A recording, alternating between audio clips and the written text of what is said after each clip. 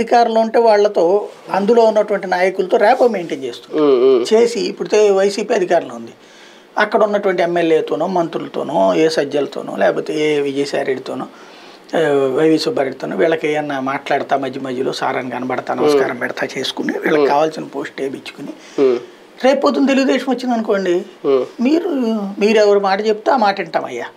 వీళ్ళు ప్రజలకి న్యాయం చేయరు, కేవలం రాజకీయ స్వార్థం కోసం ప్రజల ప్రాణాలు తీసేవాళ్ళు, అవసరమైతే చస్తున్నా సరే ఒక రకమైనటువంటి హంతకులు వీళ్ళు, ప్రజాస్వామ్య హంతకులు వీళ్ళు. ఎందుకంటే ప్రజాస్వామ్యం ప్రకారం నీ డ్యూటీ నువ్వు చేయాలి, అందులో నీ మీద ఒత్తిడి వస్తే ప్రజల్ని కాపాడాలి. ఒకవేళ నీకు తట్టుకోలేకపోతున్నావు అంటే పోనీ సరెండర్ అయ్యావంటే ఒక అర్థం ఉంటుంది.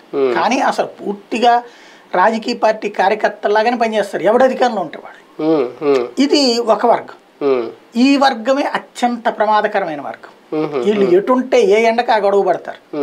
But at the same time అధికారంలో ఉన్న వాడి కోసం పనిచేస్తూ సామాన్య ప్రజల్ని కూడా విసిగిస్తారు, ఇబ్బంది పెడతారు, హింసిస్తారు, ప్రతిపక్షాల వాళ్ళకి నరకం చూపెడతారు. ఇట్లాంటి వాళ్ళకి రెడ్ బుక్ అక్కర్లేదు, వాళ్ళని శాశ్వతంగా ఉద్యోగాలను తొలగించినా తప్పులేదు. చట్ట ప్రకారం చట్టాలను అడ్డుపెట్టి తప్పించచ్చు. ఎందుకంటే నరేంద్ర మోడీ వచ్చాక దాదాపు 300 మందిని తీసేశాడు అట్లాంటి ఎదవేషాలు వేసేవారు. శాంతం డిస్మిసల్, వాళ్ళు కోర్టుకి వెళ్ళినా ఏం చేసుకోలేకపోయారు. ఇక ఇంకొక బ్యాచ్ ఏంటి అంటే వాళ్ళు ఇక పవర్లోకి వచ్చినప్పుడు లాయల్టీ, పవర్ లేనప్పుడు శాంతం పక్క వెళ్ళిపోబడతారు, వాళ్ళు లూప్ లైన్లోకి వెళ్ళిపోబడతారు. అయినా